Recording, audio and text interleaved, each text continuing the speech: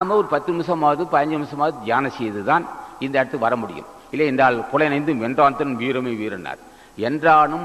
என்றானுமே எப்பொழுதும் என்றானும் சாகாத கல்வியே கல்வினா என்றானும் எப்பொழுதும் சாகாத கல்வி எதுன்னா திருவடியை தவிர வேறு கதியில்லை என்று எண்ணுகின்ற எண்ணம்.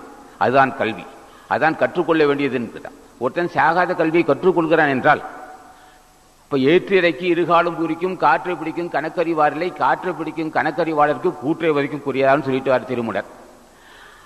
அப்ப அது எப்படி வரணும்? இப்ப இது கற்றுக்கொள்ளலாம். கற்றுக்கொள்வது பெருசு இல்லை, இது செய்தது நல்லவா. அப்ப என்றாலும் சாகாத கல்வியை கல்வினா எதுயா? மூச்சு காற்றை பற்றி அறியது கல்வி. மூச்சு காற்றை அறிந்து கொண்டான். வாசி வசப்படணுமே, தலைவன் ஆசி இருக்கணும் அல்லவா. அப்ப தலைவன் ஆசி பெறுவதற்கு என்ன செய்ய வேண்டும்?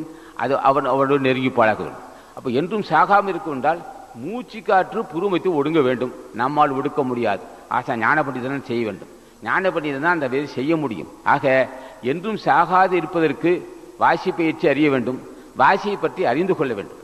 அறிந்து கொண்டால் போதுமா? தலைவன் மனமிறங்கி அருள் செய்ய வேண்டும். இப்படி இருந்தால் என்றானும் சாகாத கல்வியை கல்வின்னா இந்த துறை மட்டும் இந்த ஆணா இருந்தாலும் சரி பெண்ணா இருந்தாலும் சரி, மாணிக்க வாசகா, ராமலிங்க சாமிகளே, திருஞான சம்பந்தா, பெரியோர்களே சொன்னா போதும். அப்பவே அவனுக்கு அது அருள் சன்னியம் பிடிக்குது. அவனுக்கு அது ஆணாக இருந்தாலும் சரி பெண்ணாக இருந்தாலும் சரி அவன் கடைசி வரலும் அவனை காப்பாற்றிடுவார்.